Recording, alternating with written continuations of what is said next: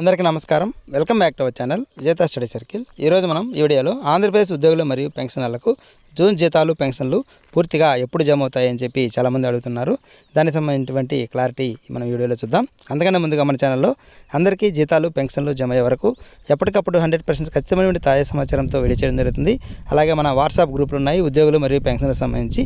వాటి యొక్క groups links మీకు డిస్క్రిప్షన్లో ఇవ్వడం జరుగుతుంది. ఆ లింక్ ద్వారా మీరు జాయిన్ అయితే అందులో అన్ని జిల్లాలు ట్రెజరీకి సంబంధించిన ఉద్యోగులు మరియు పెన్షన్స్ ఉన్నారు. వారి ద్వారా కూడా మీరు ఎప్పటికప్పుడు సమాచారం తెలుసుకుంటూ ఉండొచ్చు. ఈ ఆలస్యం చేయకుండా మన వీడియోలోకి వెళ్దాం. మనకి ఉదయం నుంచి కూడా బిల్లుల్లో ఎటువంటి కదలిక లేదు. దాదాపుగా బిల్లులన్నీ కూడా మనకి వెయిటింగ్ ఫర్ ఫండ్ క్లియరెన్స్లో ఉన్నాయి. ఎటువంటి కదలిక అయితే లేదు. ఈరోజు అయితే జమ అయ్యే అవకాశాలు లేనట్లుగానే తెలుస్తుంది. అయితే మనకి ఆర్బీఐ వేలంలో ఆంధ్రప్రదేశ్ ఈరోజు పాల్గొంటుంది. దీనికి సంబంధించి 5,000 కోట్ల రూపాయలకి బిడ్ అనేది వేయడం జరిగింది. ఆ బిడ్లో సెలెక్ట్ అయిన వారికి మనకి అమౌంట్ అనేది మనకి రేపు రావడం జరుగుతుంది. కాబట్టి రేపు ఉదయం 10 గంటల సమయంలో మనకి అమౌంట్ అనేది మన ఆర్బీఐ ద్వారా మనకి చేరడం జరుగుతుంది ట్రెజరీకి.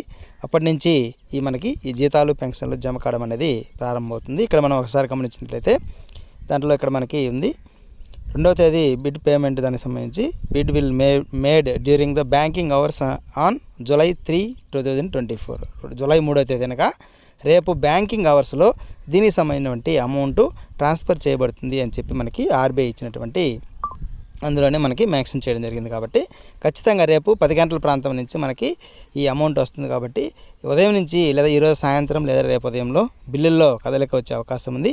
ఈ బిల్లులో కదలిక వచ్చి రేపు 10 గంటల సమయం నుంచి ప్రారంభమై రేపు మధ్యాహ్నం లోపు దాదాపుగా అందరికీ జమ అవుతాయి.